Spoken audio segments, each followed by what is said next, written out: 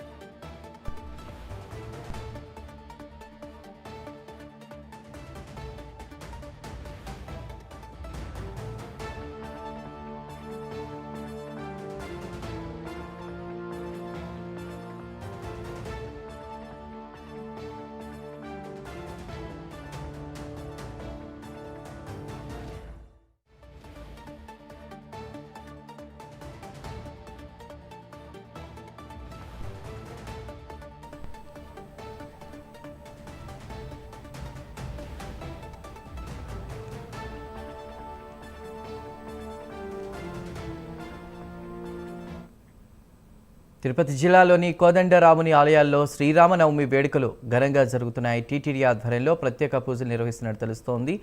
పూర్తి వివరాల్ని మా ప్రతినిధి రవివర్మ అందిస్తారు. రవివర్మ,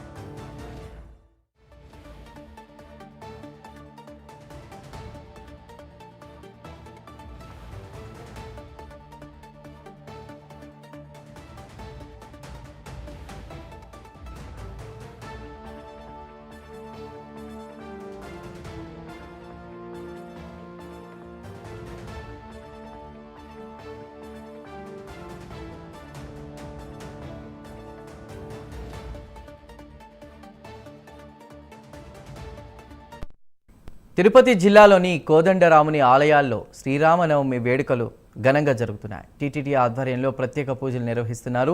వేకువజాము నుంచే స్వామివారి దర్శనం కోసం భక్తులు పోటెత్తారు.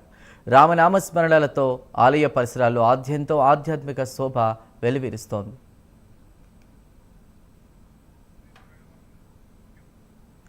తిరుపతిలో కోదండరాముని ఆలయాల్లో శ్రీరామనవమి వేడుకలపై మరింత సమాచారాన్ని మా ప్రతినిధి రవివర్మ అందిస్తారు. రవివర్మ,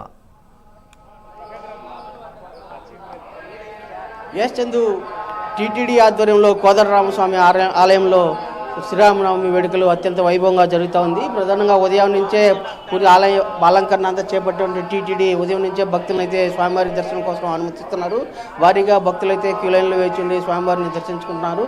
అలాగే వీఐపీలు అంటే ఎస్పీ స్థాయి అధికారులు సైతం ప్రముఖులందరూ కూడా స్వామివారి ఆలయానికి వచ్చి స్వామివారిని దర్శించుకుంటున్నారు. అలాగే టీటీడీ సైతం ఎలాంటి ఈ అనేక చర్యలు చేపట్టింది, ఎలాంటి ఇబ్బంది లేకుండా భక్తులకు ఎలాంటి అసౌకర్యాలు లేకుండా అన్ని రకాల చర్యలు అయితే చేపట్టింది. అదే కాకుండా ఇది స్వామివారి కళ్యాణోత్సవానికి అలంకరణ ఏర్పాటుకు పూలు సైతం ఇక్కడ దాదాపు డోనర్స్ నుంచి పూల డెకరేషన్స్ కూడా ఏర్పాటు చేశారు ఆలయం లోపల. ప్రధానంగా టీటీడీ ఆధ్వర్యంలో జరుగుతున్నటువంటి ఆలయం అతి పురాతనమైన చారిత్రాత్మకమైన ఆలయం. ఈ ఆలయంలో దాదాపు జాంబవంతుడు అంటే 4 సంవత్సరాల క్రితం నిర్మించినటువంటి ఆలయం.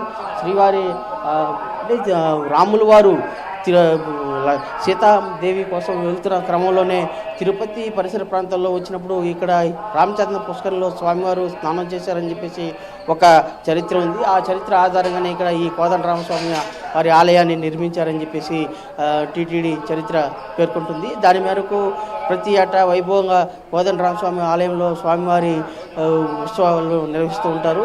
ఇవాళ రాముల వారి శ్రీరామనవమి సందర్భంగా స్వామివారి ఆలయ అలంకరణతో పాటు ప్రత్యేక పూజా కైంకర్యాలు నిర్వహించడమే కాక సుందరంగా ఆలయాన్ని తీర్చిదిద్దారు. అలాగే అదే కాకుండా స్వామివారి వైభవాన్ని చాటి చెప్పేలా అంటే భక్తులకు కోదండరామస్వామి వారి వైభవాన్ని చాటి చెప్పేలా చారిత్రాత్మక ఆధారాలతో కూడినటువంటి డిస్ప్లేను కూడా ఆలయం లోపల ఏర్పాటు చేశారు. అయితే టీటీడీ కొన్ని నిబంధనల వల్ల పూర్తి స్థాయిలో మీడియాని అలో చేయడం లేదు. అది టీటీడీ నిబంధన ఉంది. అదే కాకుండా టీటీడీ అధికారులు చేపట్టినటువంటి అలంకరణ అలాగే భక్తులకు అన్ని రకాల సౌకర్యాలు ఏర్పాటు చేస్తున్నారు. ప్రధానంగా అంటే ఉదయం నుంచే భక్తులు స్వామివారి దర్శనం కోసం క్యూ లైన్లో వేచి ఉండి స్వామివారిని దర్శించుకొని స్వామివారి ఆశీస్సులు అయితే తీసుకుంటూ ఉన్నారు.